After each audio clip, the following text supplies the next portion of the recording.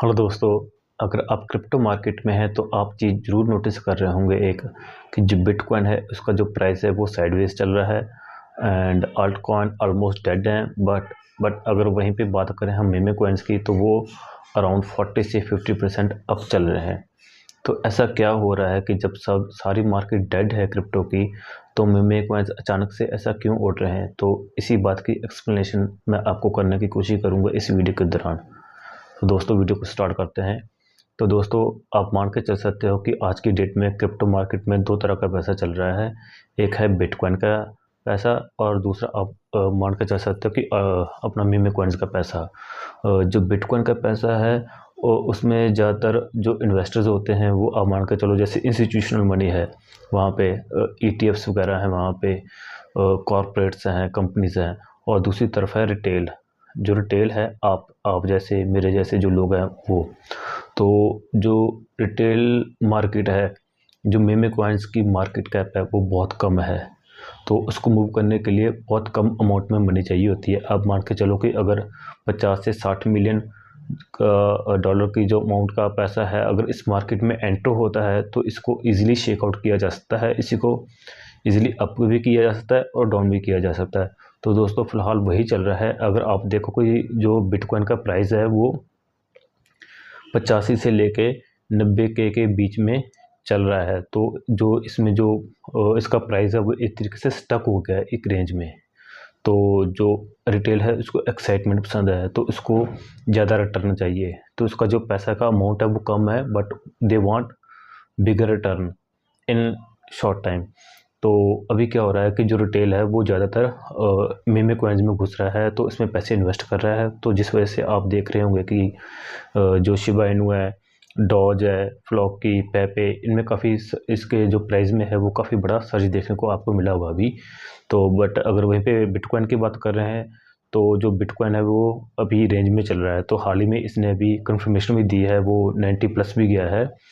तो जो बिटकॉइन की तरफ पैसा है वो बहुत बड़ा पैसा है, ट्रिलियंस के अमाउंट में है, तो इसको मूव करना इतना सिंपल नहीं है। तो वहाँ पे बिग प्लेयर्स आ जाते हैं और जो बिग प्लेयर्स हैं वो हाइप ड्रिवन नहीं होते दोस्तों, तो उनको कंफर्मेशन की वेट करते हैं वो। तो काफ़ी सब्र होता है इनमें।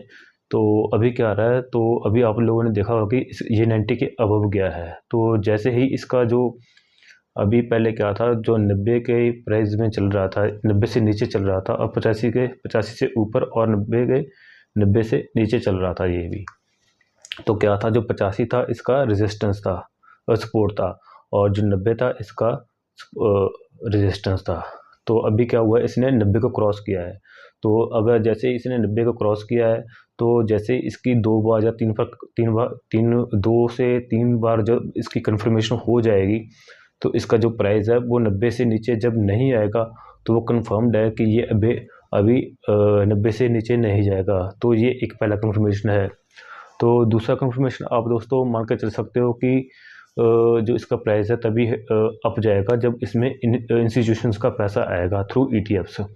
तो थ्रू ETFs आप लोगों ने देखा होगा कि अभी पिछले 2 या 3 दिन से लगातार इसमें बाइंग बन रही है, इन्फ्लो आ रहा है, पॉजिटिव में इन्फ्लो है। तो ऐसा नहीं है कि 2 या 3 दिन से जो इसमें इन्फ्लो आया है तो उसी से इसका जो प्राइस है वो अप हो जाएगा। आपको वेट करना होगा कम से कम 2-3 हफ्ते के लिए। अगर 2-3 हफ्तों के लिए लगातार इसका जो इन्फ्लो है वो पॉजिटिव आ रहा है तो आप ये एक तरीके से दूसरा कंफर्मेशन है कि जो प्राइस बिटकॉइन का वो अभी एक्सप्लोड करने वाला है। तो उसके बाद दोस्तों आता है अभी जनवरी में फ़िलहाल में रेट कट भी आने वाला है, तो उसकी जो प्रोबेबिलिटी है वो अभी काफ़ी कम है। तो ऐसे बहुत सारे कंफर्मेशन है, उनकी बेसिस पे ही हम बोल सकते हैं कि जो बिटकॉइन का प्राइस है वो एक तरीके से काफ़ी ऊपर उठ सकता है। तो इन चीज़ों की कंफर्मेशन की हमें वेट करना पड़ेगा। तो अभी फ़िलहाल के लिए हमें क्या करना चाहिए, जो आप जैसे मेरे जैसे लोग हैं तो उनको क्या करना चाहिए? तो मेरे दोस्तों ये मानना है कि ऐसा ना हो कि आप मीमे कॉइन में सभी पैसा लगा दें, और क्योंकि जैसे ये बहुत पंप हो रहा है तो एक तरीके से ये एकदम से डंप भी हो जाएगा। तो ऐसा ना हो कि जब BTC का प्राइस बढ़ना शुरू हो, अल्ट कॉइन का सीज़न आए तो आपके पास पैसा ही ना हो।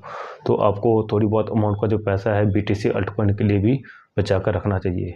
तो दोस्तों यही होता है कि जो इंस्टीट्यूशंस वगैरह होती हैं जब मार्केट बहुत बोरियत है मार्केट में, मतलब एक रेंज में चल रही है मार्केट, उसमें कोई ज़्यादा हलचल नहीं है, तो तभी अक्यूमुलेशन होती है।